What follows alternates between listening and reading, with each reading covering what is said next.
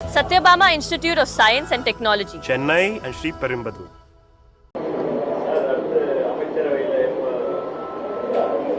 காங்கிரஸ் கட்சி அமைச்சரவையில் கண்டிப்பாக பங்கேற்கும். எத்தனை அமைச்சர்கள் என்ன இலாக்கா என்பதெல்லாம் முடிவெடுக்க வேண்டியது முதலமைச்சர் தான். அவர் என்றைக்கு அமைச்சரவை விரிவாக்கம் செய்கிறாரோ அன்றைக்கு காங்கிரஸ் கட்சியும் பங்கேற்கும்.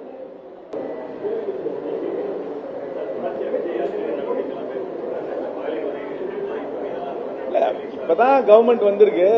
அவங்க பதவியேற்று இன்னைக்கு ஒரு வாரம் கூட ஆகல. இப்பதான் நம்பிக்கை வாக்குல வெற்றி பெற்றிருக்கிறாங்க. கவர்மெண்ட் செட்டில் ஆயிட்டு இருக்கு. இன்னும் போர்ட்போலியோஸ் எல்லாம் இன்னும் அலோகேட் பண்ணல, மினிஸ்ட்ரி எக்ஸ்பான்ஷன் பண்ணல. உங்களுக்கு கொஞ்சம் டைம் கொடுக்கணும், செட்டில் ஆகிறதுக்கு டைம் கொடுக்கணும். கொஞ்சம் செட்டில் ஆகிறதுக்கு டைம் கொடுத்ததுக்கு அப்புறம் தான் என்ன பண்றாங்க எப்படி பண்றாங்கன்னு பார்க்கணும். இதெல்லாம் இருக்கிற ஸ்கீமை தொடர்றாங்க. ஏன்னா அந்த 1000 ரூபான்றது ஏற்கனவே எக்ஸிஸ்டிங் ஸ்கீம் தான், அது தொடர்ச்சியாக நடந்துட்டு இருக்கு. இன்னைக்கு டெபாசிட் ஆயிருச்சுன்னு கேள்விப்பட்டேன். அதை நான் வரவேற்கிறேன். பட் அவங்களுடைய திட்டங்கள் எல்லாம் இன்னுமே தான் வகுப்பாங்க. ஒரு பட்ஜெட் போடணும், நிறைய இருக்கு. அதனால ஒரு எந்த கவர்மெண்டா இருந்தாலும் ஒரு பீரியட் கொடுக்கணும்ல அவங்களை செட்டில் பண்றதுக்கு, செட்டில் ஆகிறதுக்கு டைம் கொடுக்கணும். எப்பவுமே அரசாங்கம்னாக்க அரசாங்கத்துக்கு பிரேக்கே கிடையாது.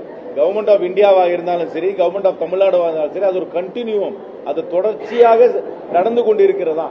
அரசாங்கத்தில் அங்கம் வகிக்கிறவர்களா மாறலாமே தவிர அரசாங்கம் மாறுவது கிடையாது. அதனால எந்த அரசாங்கமா இருந்தாலும் முன்னாடி இருந்த திட்டங்களோட தொடர்ச்சியா தான் இன்னொரு திட்டம், அதுக்கு மேலதான் கோல் பண்ணிட்டு போவாங்க. இப்ப மத்தியில் இருக்க பாஜக அரசாங்கம் சில செய்யறாங்கன்னா அதுக்கு முந்தின இருக்கிற யூபிஏ அரசாங்கம் செஞ்சதை தான் அவங்க அதுக்கு மேல செய்ய முடியும். அதனால அது கண்டினியூம் தான், பல திட்டங்கள் தொடரதான் செய்யும். இப்ப நாளைக்கு இந்த ஊர்ல அந்த ஊருக்கு ஒரு பஸ் போகுதுன்னா ஏற்கனவே போற பஸ் போயிட்டு தானே இருக்கும். சிலதை மாத்தி பண்ணுவாங்க. ஆனா அவங்க இந்த கவர்மெண்ட்டுக்கு டைம் கொடுக்கணும். நீங்க டைம் கொடுக்கறதுக்கு முன்னாடியே நீங்க என்ன பண்றாங்க ஏது பண்றாங்கன்னு கேட்கறது நியாயமா இல்லை. அவங்க இன்னும் ஒரு வாரம் தான் ஆகுது. இந்த மந்திரி சேவையை அவங்க விரிவாகப்படுத்தணும், மந்திரிகளுக்கு இலாக்கா கொடுக்கணும், முதல் பட்ஜெட் போடணும். அதுக்கப்புறம் தான் நம்ம ஏதாவது அவங்க பண்ற அணுகுமுறையை பத்தி நம்ம சொல்ல முடியும். என்னை பொறுத்த வரைக்கும் அவருக்கு தமிழ்நாட்டு மக்கள் ஒரு மாற்றத்திற்கு வாக்களித்திருக்காங்க. ஒரு மாற்றத்திற்கு வாக்களிக்கும் பொழுது அந்த மாற்றத்திற்கு தலைமை தாங்க வேண்டியது விஜய் என்பதில் தெளிவாக வாக்களித்திருக்கிறாங்க. விஜயோட கட்சி தவேகா தனியாக பெரும்பான்மை பெறவில்லை. அதனால மற்ற கட்சிகளுடைய உதவியோடு தான் ஆட்சி அமைக்க வேண்டும் என்று மக்கள் வாக்களித்திருக்கிறார்கள். அதன்படி அவர் மற்ற கட்சிகளுடைய எய்ட் அண்ட் அசிஸ்டன்ஸ் நாடி தான் இந்த அரசாங்கம் அமைச்சிருக்கிறாரு. மக்கள் அதிமுக திமுகவை தவிர்த்து விட்டு ஒரு அரசாங்கம் வேண்டும் என்று வாக்களித்திருக்கிறார். அந்த அடிப்படையில் அவர் அரசாங்கம் அமைச்சிருக்கிறார். என்னை பொறுத்த வரைக்கும் 5 ஆண்டுகளுக்கு ஸ்மூதா கவர்மெண்ட் நடத்துறதுக்கு அவருக்கு பெரும்பான்மை இருக்குன்னு தான் நான் நம்புறேன். அவர் இன்னும் போக போக தான் அவருடைய செயல்பாடை பார்த்து சொல்ல முடியும். ஆனா மக்களுடைய எதிர்பார்ப்பு அதிகம். ஆனா அவர் மேல நம்பிக்கையும் வச்சிருக்காங்கன்றதுதான் எனக்கு புரியுது. ஏடிஎம்கே 4 தேர்தலை தோல்வி அடைஞ்சிருக்கிறாங்க. திரு எடப்பாடி பழனிசாமி தலைமையில் அவர் முதலமைச்சர் ஆனதுக்கு பின்னர் அவர் நேரடியாக மக்களை சந்தித்த முதலமைச்சர் ஆகல. செல்வி ஜெயலலிதா தேர்தலில் வெற்றி பெற்று இறந்த பின்னர் அவர் முதலமைச்சர் ஆனார். அதுக்கப்புறம் 4 தேர்தலை அண்ணா திராவிட முன்னேற்ற கழகம் சந்தித்திருக்கிறது. 2 சட்டமன்ற தேர்தல், 2 பாராளுமன்ற தேர்தல், 4 தேர்தலையும் தோல்வி அடைந்திருக்கிறார்கள். அதனால ஒரு அடிமட்ட தீவிர அண்ணா திராவிட முன்னேற்ற கழக உறுப்பினர் கூட இன்னும் 5 ஆண்டுகள் கழித்து எடப்பாடி பழனிசாமி ஒரு தேர்தலில் வெற்றி பெற்று தங்கள் கட்சியை ஆட்சிக்கு கொண்டு வருவாரான்னு கேட்டீங்கன்னா, அவங்க மனசாட்சிப்படி கேட்டீங்கன்னா அவங்க முடியாது. அதுல அவங்களுக்கு நம்பிக்கை இருக்காது. அதனால இன்னைக்கு ஒரு எக்ஸிஸ்டென்ஷியல் கிரைசிஸ் அண்ணா திராவிட முன்னேற்ற கழகத்துக்கு இருக்கு. அது வெளிப்படையா தெரிகிறது. அதனால பல பேர் தேர்தலுக்கு முன்னாடியே வெளியேறிவிட்டாங்க. இப்ப தேர்தலுக்கு அப்புறம் வெற்றி பெற்றவர்களே பிளவெல்லாம் ஏற்படுது. அதனால அந்த கட்சியுடைய ஒரு ஸ்திரத்தன்மை கொஞ்சம் பாதிக்கப்படும் தான் நான் நினைக்கிறேன். அவங்க கட்சிக்கு யார் வேணா வரலாங்க. இன்னைக்கு அதிமுக 3வது கட்சியாக தள்ளப்பட்டிருக்கிறது. இன்னைக்கு பிரதான அரசியல் கட்சி தவேகா, அதுக்கு அடுத்த முக்கியமான எதிர்கட்சியாக இருக்கிறது டிஎம்கே, அதுக்கப்புறம் தான் அதிமுக. அதிமுக இனிமே அவங்க புதுப்பிச்சு இந்த 2 கட்சிகளோட இணையாக சமமாக இப்போது அண்மையில் போட்டியிட முடியுமான்னு கேட்டீங்கன்னா அது ஒரு கேள்விக்குறியா தான் எனக்கு இருக்கு.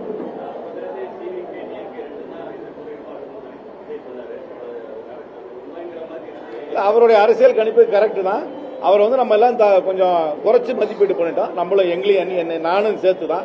நானும் அவர் ஒரு குறிப்பிட்ட வாக்குகள் பெறுவாருன்னு தான் நினைச்சேன். அதை தாண்டி அவர் வாக்குகள் வாங்கி சீட்டாகவும் மாறி இருக்கு. அவர் தேர்தலில் முதல்ல சொல்லும் போது இது தேர்தல் தவேகாவுக்கும் டிஎம்கேக்கும் சொல்லும் போது அதை பல பேர் ஏற்றுக்கொள்ள, ஆனா அதுதான் நிலையா இப்ப நிக்குது.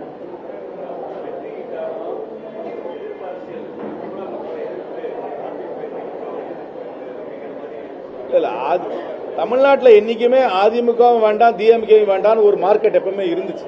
அதை வந்து யாருமே சரியா அறுவடை பண்ண முடியல.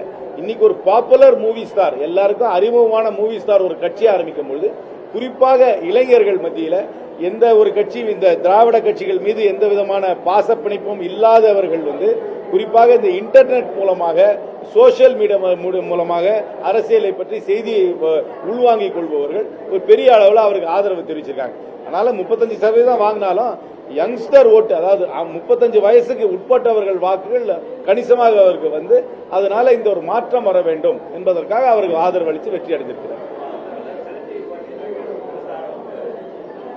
அது வந்து சிரஞ்சீவி இருந்த டைமுக்கும் இப்பவும் பெரிய வித்தியாசம் என்னன்னு கேட்டீங்கன்னா வந்து சோசியல் மீடியா. அப்ப இருந்த சோசியல் மீடியா டெப்தோட இப்ப சோசியல் மீடியா டெப்த் ஜாஸ்தி.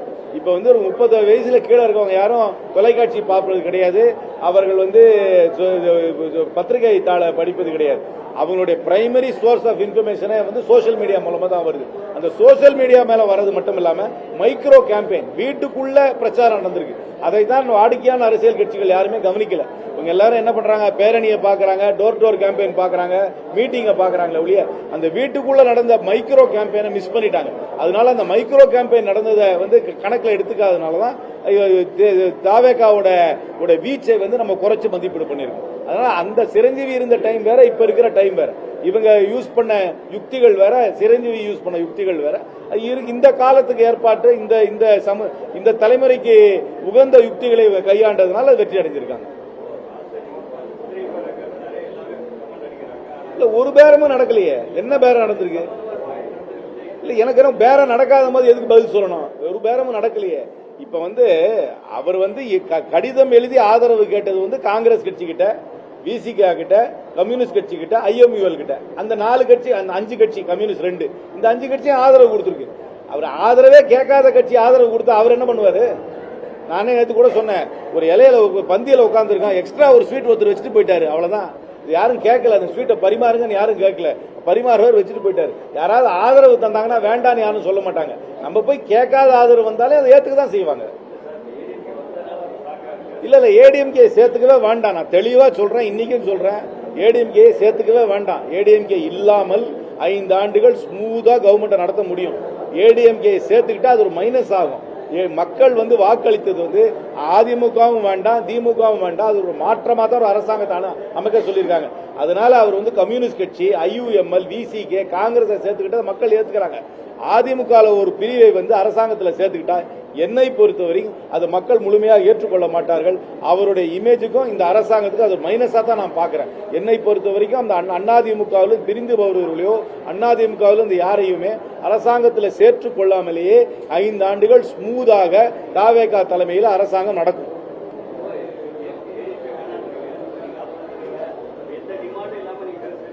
இல்ல நாங்க வந்து அரசாங்கத்தில் பங்கேற்க போகிறோம் சொல்லியிருக்கோம். அடுத்த தேர்தலில் கூட்டணி வைக்க போறோம் சொல்லியிருக்கிறோம்.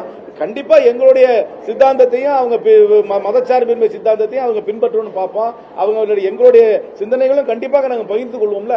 அரசாங்கத்தில் பங்கேற்கிறோம்னா எங்க மந்திரிகள் கேபினெட்ல இருப்பாங்கல்ல, எங்களுடைய ஆலோசனையை கண்டிப்பா சொல்லத்தானே செய்வோம். நாங்க எப்படி ஒண்ணுமே சொல்லாம எங்க மந்திரிகள் போவாங்க? எங்களுடைய சித்தாந்தத்தை சொல்லுவோம். எங்களுக்கு ஒரு தேர்தல் அறிக்கை இருக்கு, எங்க தேர்தல் அறிக்கையில் இருக்கிற அம்சங்களையும் நாங்கள் வலியுறுத்த தான் செய்வோம். ரைட்டா? வேற ஏதாவது இருக்கா? திடீர்னு ஏறல யார, அது வந்து அதுக்காக அவங்க இழுத்து பிடிச்சிருக்கலாம் கொஞ்ச நாள்.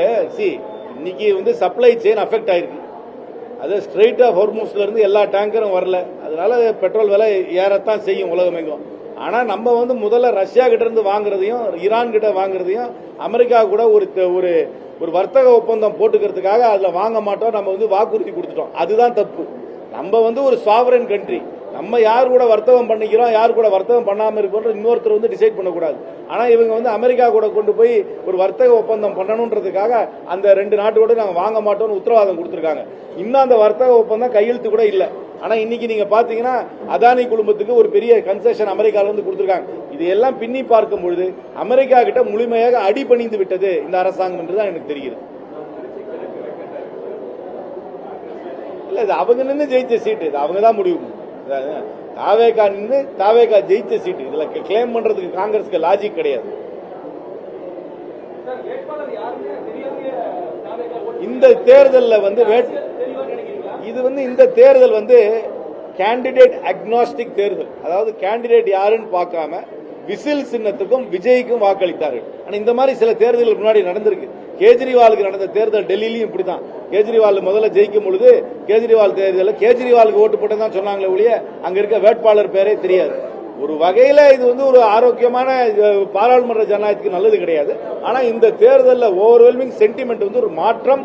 அந்த மாற்றத்துக்கு முகம் விஜய், அந்த மாற்றத்துக்கு சிம்பிள் விசில், அவ்வளவுதான் ஓட்டு போட்டாங்களே தவிர வேட்பாளரை யாரும் பார்க்கல. இனிமேதான் பல வேட்பாளர் தொகுதியிலே போய் அவங்களை அறிமுகப்படுத்திக்கணும்.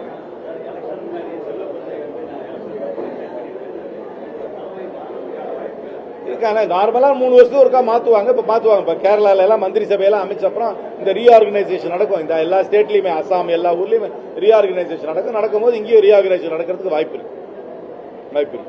ரைட்டா? தேங்க்யூ. வாங்க. Satyabama Institute of Science and Technology. Chennai and Sri Perumbudur.